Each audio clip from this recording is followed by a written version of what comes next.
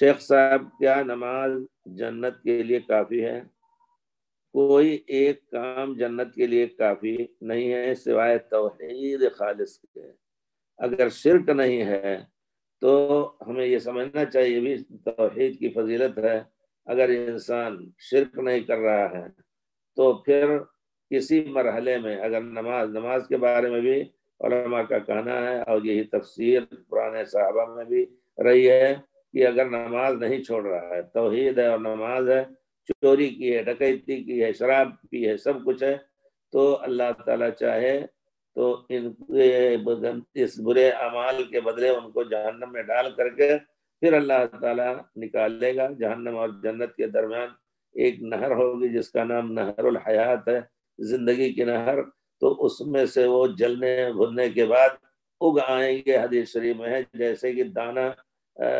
سیلاب کے کوڑے کرکٹ کے نیچے سے اگتا ہے، پیارے رسول نے یہ مثال دی، اس طرح اگائیں گے اور پھر جنت میں ان کو داخل کیا جائے گا۔ لیکن اگر توحید نہیں شرک ہے تو اللہ تعالیٰ نے انہ من یشرک باللہ فقد حرم اللہ علیہ الجنہ، جس نے اللہ کے ساتھ شرک کیا تو اللہ نے جنت کو اس پر حرام کر دیا ہے۔ تو نماز جنت کے لیے کافی نہیں ہے، صرف اس کے علاوہ ان الصلاۃ تنہی عن الفحشاء والمنکر، صلاۃ کا تقاضا ہے کہ تمام قسم کی بے حیائی اور غلط کاموں سے بھی بچیں، اور اس کے علاوہ اور دوسرے جتنے ایک دوسرے کے حقوق سے متعلق ہیں آپ کو یہ چیز جاننا چاہیے اور یہ ذہن میں رکھنا چاہیے۔ معلوم تو رہتی ہیں چیزیں لیکن بھول جاتے ہیں ہم لوگ